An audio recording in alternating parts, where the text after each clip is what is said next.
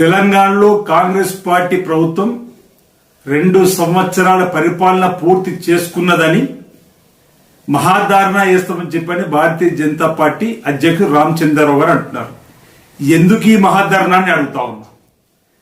తెలంగాణకు ఈ 2 ఏళ్లలో భారతీయ జనతా పార్టీ ప్రభుత్వం ద్వారా ఏం తీసుకొచ్చారని ఏం ఒరగబెట్టారని చెప్పని మహాధారణ అంటున్నాం.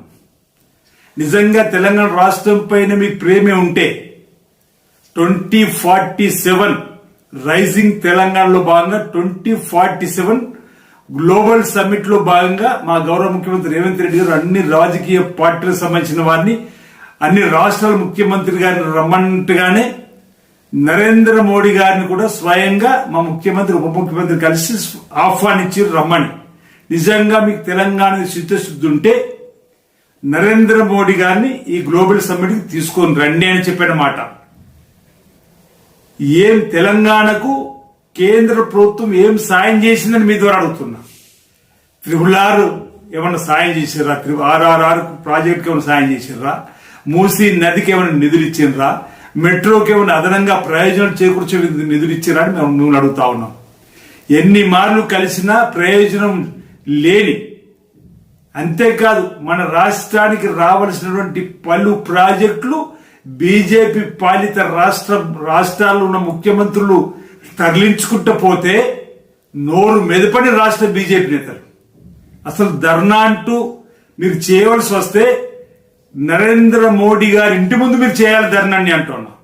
మా తెలంగాణకు రావాల్సినటువంటి నిధులు ఇవ్వలేకపోతున్నాం, ప్రాజెక్టులు ఇవ్వలేకపోతే అక్కడ ధర్నా చేయండి.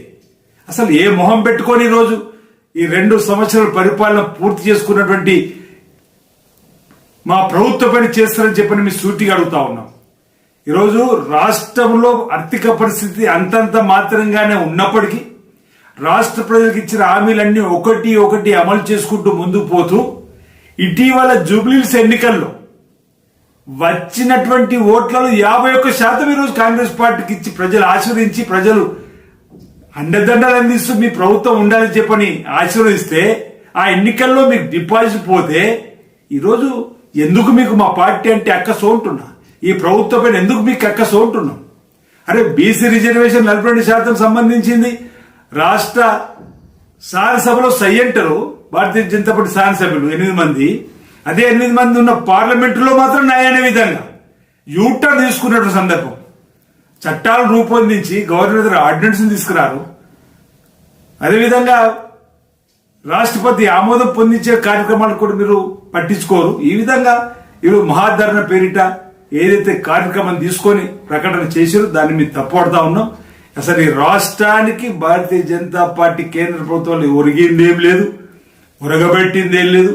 నిధులు తీసుకురావడంలో విఫలమైనటువంటి మీరు మహాధరణ ఎక్కడ కాదు, మీరు పోయి అక్కడ చేయాలి. మీరు చెప్పిన ప్రశ్నలకు సమాధానం చెప్తూ ఈరోజు ముందుకు రావాల్సినటువంటి అవసరం భారతీయ జనతా పార్టీ పైన ప్రభుత్వం ఉంది. గౌరవ ముఖ్యమంత్రి రేవంత్ రెడ్డి గారి నాయకత్వంలో ఈ 2 సంవత్సరాల్లో ప్రజలకు ఇచ్చిన హామీలను అమలు చేస్తూ ఒకటి తర్వాత ఒకటి ముందుకు వెళ్తాను. ప్రజల ఆశీర్వాదం ఉంది.